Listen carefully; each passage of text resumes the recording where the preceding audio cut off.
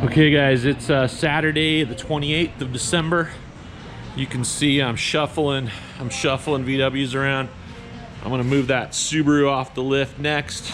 Got a little cruiser. Show you this real quick. Shop's a mess right now. This is a cruiser I sold to a buddy of mine a couple of years ago, and his daughter just slid it into a tree. So I'm putting a door and a fender on that. Got a front end collision on that 2011. I got a front end collision on this 2004. So keeping busy here, got plenty going on. All of these cars here have got to go in and out of the shop every night, you know, in order to move stuff around. So that's fun. And I've got the 21 just sitting over here in the corner. I got the 58 in there. Right now I'm trying to get the 58 on the lift, but the 21 hasn't been started for a little while, and the battery, it's been sitting, and this battery's getting kind of older and weak. I probably need to look at putting a battery in this. I'm gonna put another charge on it, see if that'll get it, but I figure since it's not cranking right now, I'd bust out our old GB40. This is the GB40 that was sent to us almost 3 years ago now. The original videos, I think, had 500,000 views, and I don't know, we've had a little kind of mixed reviews lately. A lot of people not very happy with it, or at least seeing videos online claiming that it just doesn't do what it claims to do. I will admit that this thing, after 3 years, we might be like 2.5 years, but I think we're coming up on 3 years of doing that video, and it's not as strong as it used to be. But in all fairness, these batteries are typically only good for about 2 years. That's the life expectancy of these lithium-ion batteries. So I'm gonna hook the GB40 up, and we're gonna see if we can get the 21 window to fire up.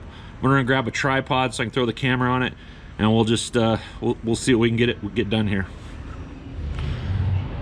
Okay, so first of all, I'm gonna run up front. I'm gonna try to crank this over. It does have a little bit of juice. It slowly cranks.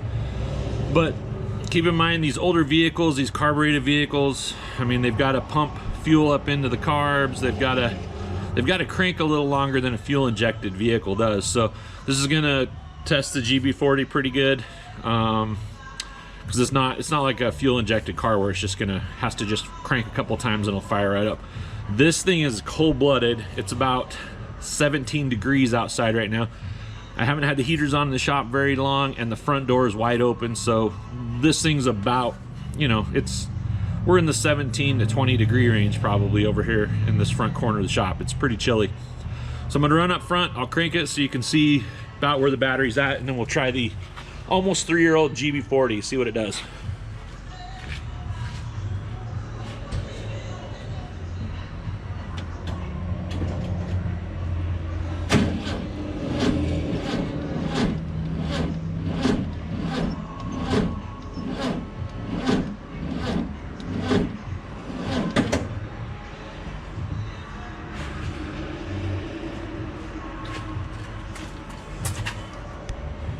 Okay, so it's pretty dead. Nowhere near enough juice to crank this thing over. GB40 right now is 100%. Again, this thing doesn't hold near like it did when we first got it, but it's probably well past its life expectancy at this point. So it's connected, it's cycling. Should be boosting right now. Now, there's mixed reviews. I don't know, you guys tell me what you think. I've heard people tell me, hey, you should let this thing sit on here for a few minutes, kind of charge up the battery, which is probably not a bad idea. There's other train of thought where it's just like throw that on and just charge, or just crank it up. I've actually ran cars without a battery with just the GB40, and other jump boxes for that matter. But I'm gonna go ahead and go up front, and we'll see if we can fire this thing up. This thing has not been ran in a couple of weeks, maybe a month. You know, since the weather turned, I've had it in here in the shop, and we haven't been driving it or using it. So it's gonna be a little bit of a struggle to fire this thing up. This bus has got cadrones on it, and it's a cold-blooded beast. It's tough to get it fired up in the cold. So let's give it a whirl.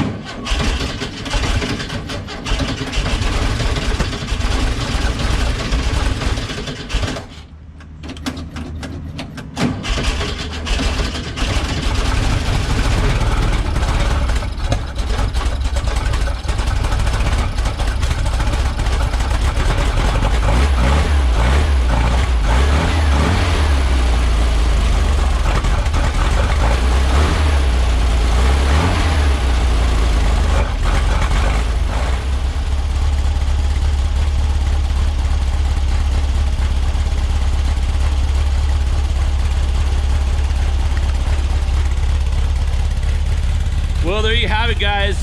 Fired it up. It was cranking a little weak. I'll admit that's not cranking over quite as strong as you'd want it to, but it got the job done. So call it a win for the almost 3-year-old GB40. So let's pull this thing out.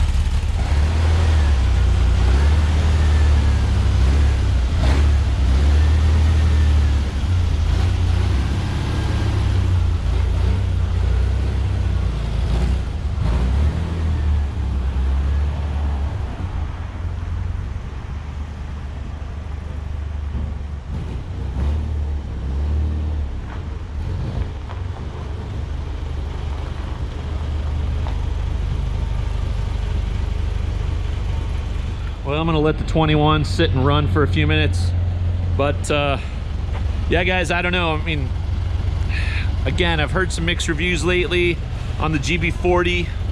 There's been some people saying that they haven't had as good a luck with it as we've claimed on our videos. Everything we've done has been an honest review of it. We've had a couple of times where it's barely got the job done. Today, I would say it kind of barely got the job done, but it got it done. You know, if you're having trouble with your jump boxes, no matter where you got it, reach out to the manufacturer, you know, before you just jump online and start leaving bad reviews on it. Give the manufacturer a chance to make it right with you. Hopefully NOCO is doing that. Hopefully NOCO are you know, making customers happy. And we continue to use this jump box that they sent us almost 3 years ago. And again, like I said, it's nowhere near what it was when we first picked it up, but it's definitely good for a couple of jumps. And in this case, you know, I had to crank over for a little longer than, like I said, you would have had to in a fuel injected vehicle. Anyways, guys, I got to get back to work. I got to get the 58 here up on the lift, so I'm gonna get back after it. But thanks for watching, guys. Happy New Year. We'll talk to you soon.